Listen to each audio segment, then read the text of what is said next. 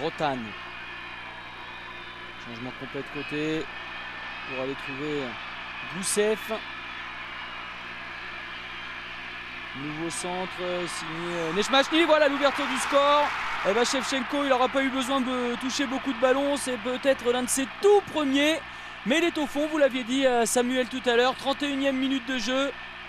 Il n'aura pas besoin de beaucoup d'occasions, Andrei Shevchenko, pour la mettre au fond. C'est fait. L'Ukraine mène 1-0 grâce à son buteur vedette.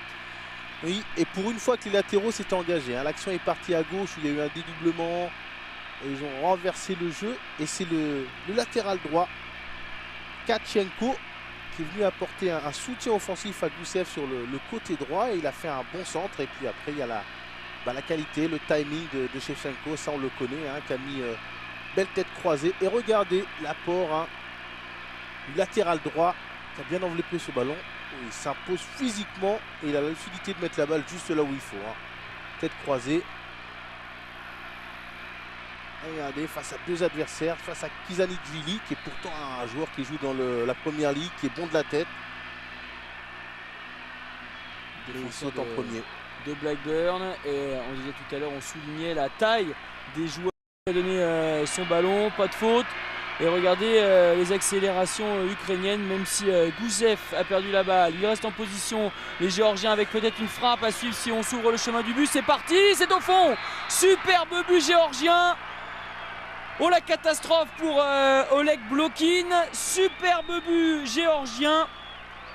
C'est signé Shota Arveladze qui avait été accroché à l'entrée des 16,50 m, qui a réussi à s'extirper du piège que tentaient de lui tendre les Ukrainiens pour frapper, enrouler du pied droit. Shovkovski est battu, ça fait un but partout et on est à la 37e minute de cette première période. Ah, il y a tout le travail de l'avancante de haut but, il y a tout le travail. Regardez comment il résiste à la charge de Goussim.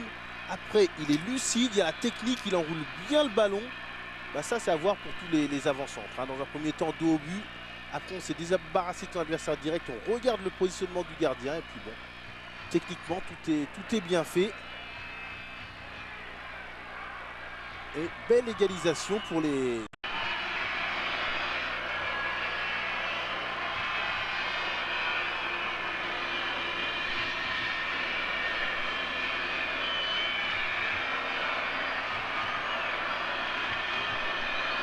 Pas de problème dans la surface de réparation. Hein. Regardez, du côté de la Géorgie. Le coup franc pour la Géorgie, le ballon qui rentre au fond du but, non. But. Si, il est accordé il n'a pas parce touché. qu'il n'a pas été touché ce ballon. Un but signé sur coup franc, c'est complètement incroyable. Demetradze, au moment où la Géorgie était en train de perdre pied dans cette rencontre, au moment où la Géorgie était dominée par l'Ukraine, c'est un coup franc incroyable que vient de mettre au fond Georgi Demetradze pour permettre à son équipe de mener 2-1. On n'est pas encore à l'heure de jeu dans cette rencontre. Et du coup, un coup bien joué. Ça fait sourire Oleg Blokin, je pense qu'il rit jaune un petit peu. Le sélectionneur ukrainien, on revoit tout ça.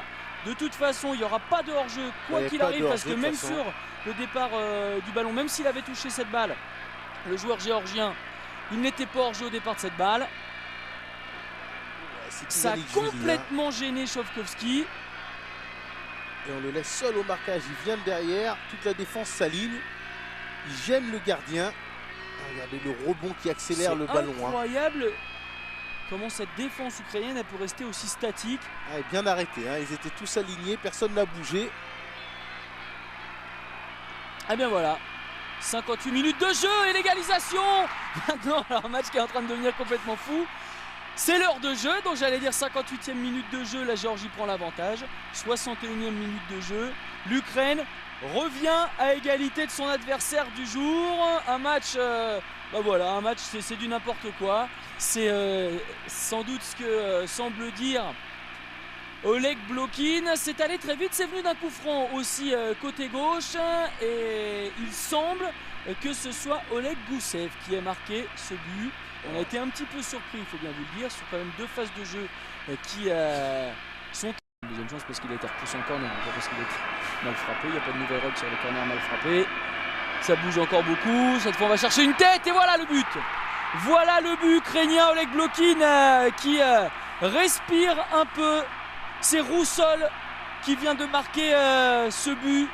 C'est Roussol qui permet à l'Ukraine de mener 2-1. L'Ukraine qui mène pour la deuxième fois dans cette partie après avoir ouvert le score à 1-0, après avoir été reprise à un but partout. L'Ukraine avait été menée 2-1, puis 2-2. Cette fois, c'est 3-2 grâce au défenseur Andriy Roussol. On ne voit pas à l'écran. Il est à la lutte avec Kankavia et regardez, il prend l'avantage. Il est plus puissant, plus fort, plus décidé. C'est ça le jeu de tête, hein. C'est la détermination. Et là, il a beau être à côté Kankavia, il subit. Il subit. Et on avait dit, ça sentait le chaos, hein. Ils sont passés tout près, l'Ukraine, de prendre ce troisième but. Et 5 minutes après, c'est eux qui le mettent. 79 minutes disputées dans cette rencontre, bientôt 80. Et voilà Blokin qui décompresse un petit peu, qui était fâché après ses joueurs tout au long de cette rencontre. Voilà Blokin donc soulagé de voir l'Ukraine mener 3-2. Mais on n'est pas à l'abri d'un rebondissement. On a une autre lot déjà dans cette partie qui n'a pas toujours été jouée.